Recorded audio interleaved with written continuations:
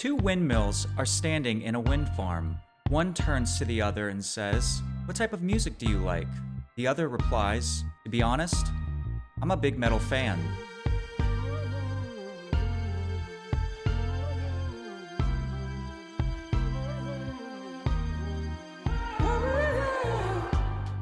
Welcome to Acquisition Pro Tips, where we seek to demystify and break down the essentials of government contracting so you can navigate the process with confidence.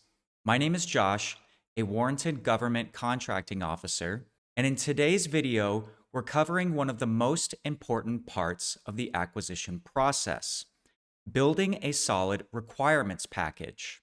If there's one step where mission partners have the most control over the procurement administrative lead time, what we call PALT, it's this one.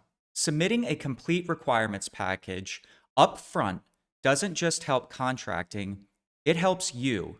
It can save weeks and in many cases even months off the overall process. In this episode, I'll explain exactly what a requirement package is, why it matters, and then walk through the essentials for commodities, services, and construction requirements. Along the way, I'll share some of my best acquisition pro tips, drawn from regulations, Air Force instructions, and a lot of lessons learned working in the field. So let's get started.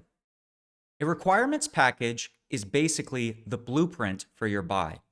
It's the complete set of documents that the requiring activity, that's you, the mission partner, provides to the contracting office before we can begin the acquisition process. So why do we need it? Because without it, we don't have the legal, financial, or technical foundation to move forward. The package confirms the requirement is valid, that funding is in place, that the right approvals have been coordinated, and that the requirement is clearly defined in a way that industry can understand. It's required by the Federal Acquisition Regulation, or the FAR, the Defense Acquisition Regulation Supplement, DFARS, and Department of the Air Force instructions. Put simply, if you want contracting to execute your requirement quickly and correctly, the package has to be complete. Let's start with commodities, supplies, equipment, and other tangible items. When you're buying a commodity, the first thing you'll need is a memorandum from contracting. Think of this as a handshake on paper. It shows that both you, the mission partner, and us in contracting are on the same page. Literally. The memo covers a few key things. It explains the bona fide need rule, in other words, why you need the item this fiscal year. It includes a detailed description of the requirement and what impact it would have on the mission if it isn't purchased. It outlines preliminary evaluation criteria, and it identifies a point of contact, usually the unit's resource advisor, who will also sign the memorandum. Now, the MFR is just the start. A full commodities package also includes an independent government cost estimate, or IGCE. This is the government's projection of what the item should cost, based on research. And that leads directly to another key document, the market research report. Market research is more than just a few phone calls or internet searches. It has to be documented, and the vendors you include must be registered in the System for Award Management, or SAM.gov, with a valid commercial and government entity code. That's the CAGE code. Why? Because the government cannot legally award contracts to vendors who aren't registered. If you've identified a company that looks perfect for your need, but isn't registered in SAM.gov, don't panic. In episode 1, I walked through how to get them registered and why it matters. Other documents in the commodities package may include an acquisition strategy panel approval if the total value is over $1 million, a justification and approval if you need a brand name or sole source SPY, a DD Form 254 if security requirements are involved, and cybersecurity approvals through systems like SIPs or WAMs if your purchase includes IT equipment. One more step that often gets overlooked: logistics supply confirmation. The FAR requires us to check mandatory sources first, That's things like GSA Global Supply, before going to the open market. If it's not available through those channels, then and only then can contracting move to a competitive purchase. Finally, you'll need to make sure all these documents are uploaded within your purchase request in DEAMS, the Defense Enterprise Accounting and Management System. That's what makes your package complete. Now let's talk about services, which tend to be a bit more complex. The FAR defines a service contract as one where the government directly engages the time and effort of a contractor. In other words, you're not buying a product, you're buying people's expertise and labor to get something done. The Air Force builds on that definition with Department of the Air Force Instruction 63-138, Acquisition of Services. That instruction requires that service contracts include a performance work statement, or PWS, a quality assurance surveillance plan, also known as a QASP, and the appointment of a contracting officer's representative, or CORE.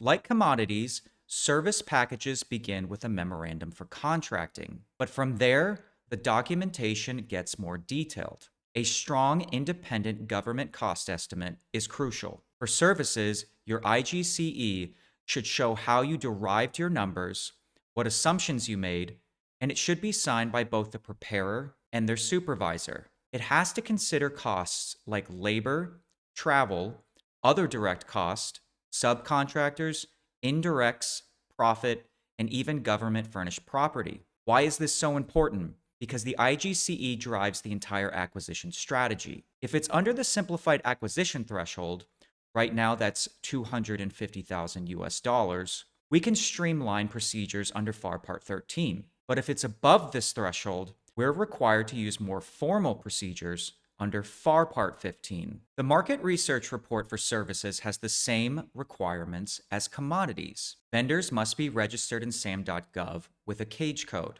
Again, that's your assurance that the vendors you're considering are actually eligible to receive a government contract. Depending on the complexity and scope of your service, you may also need a justification and approval for brand name or sole source work. And if the estimated value is over $1 million, you'll need an acquisition strategy panel review. If the service involves sensitive information, a DD Form 254 will be required.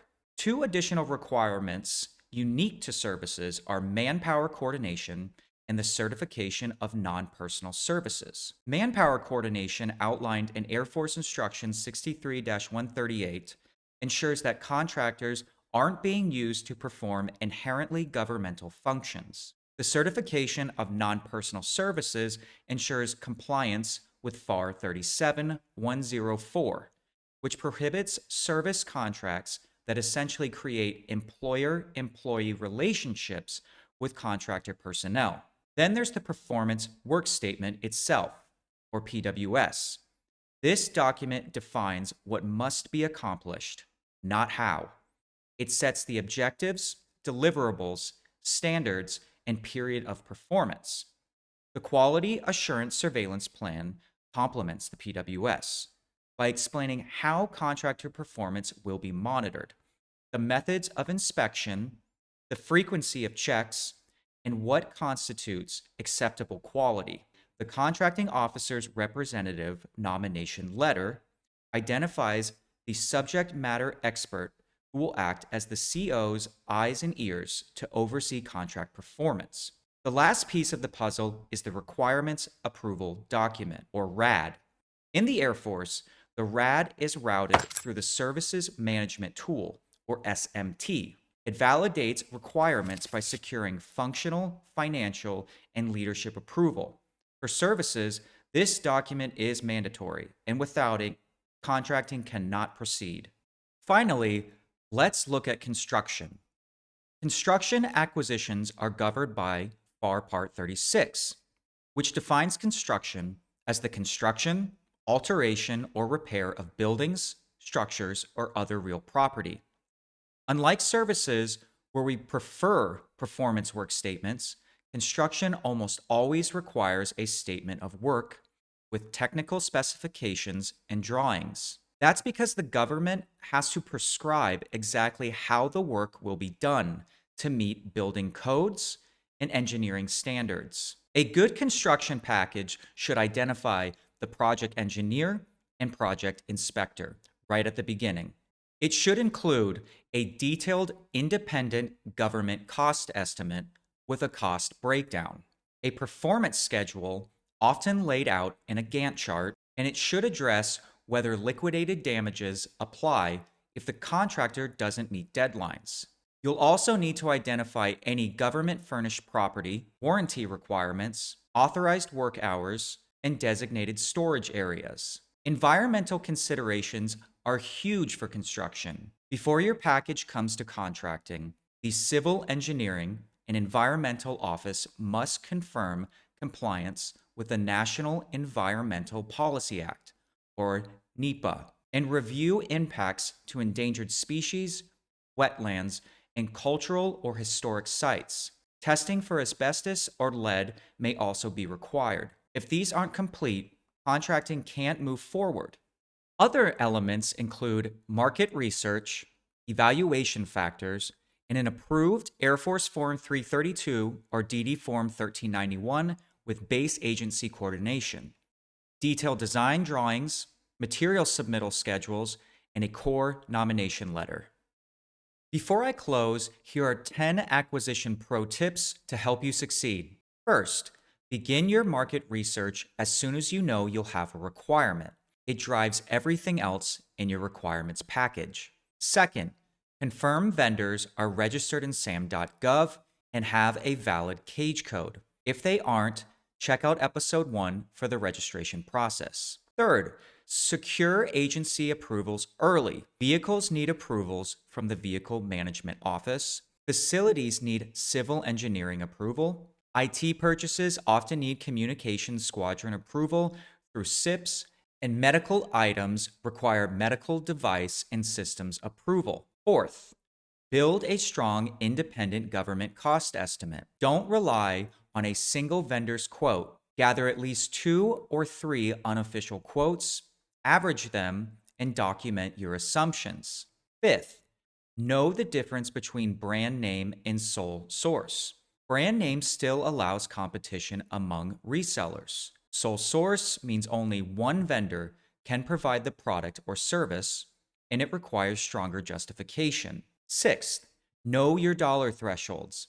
This is one of the most important things to get right because it determines which procedures apply and how fast contracting can move. The micro purchase threshold, or MPT, is normally set at $10,000 for supplies, $2,500 for services, and $2,000 for construction. The simplified acquisition threshold, or SAT, is generally $250,000 US, but in contingency environments, that threshold increases to $1.5 million. For the government purchase card, the standard single purchase limit matches those micro purchase thresholds.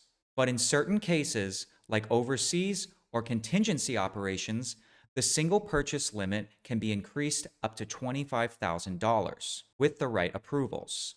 There are also special rules for stateside declared contingencies, so the thresholds may look a little different depending on your situation. The bottom line here is thresholds matter, but they're not always one size fits all. If you're not sure which thresholds apply to your requirement, reach out to your local contracting squadron. Seventh, use the government purchase card wisely. It's great for small, low-risk buys under the micro purchase threshold. But once your requirement gets bigger, recurring, or higher risk, you need to go through contracting. Eighth, plan for delivery and shipping. If you're overseas, you may need to use a Defense Logistic Agency consolidation point or get a transportation control number for tracking. Ninth, consider environmental impacts. Construction packages must include NEPA documentation, endangered species reviews, wetlands permits, and hazardous material testing. And 10th, don't forget about warranties. If your requirement needs one, identify it upfront in your requirements package. Thanks for watching Acquisition Pro Tips. If you found this helpful, Hit subscribe so you don't miss the next breakdown.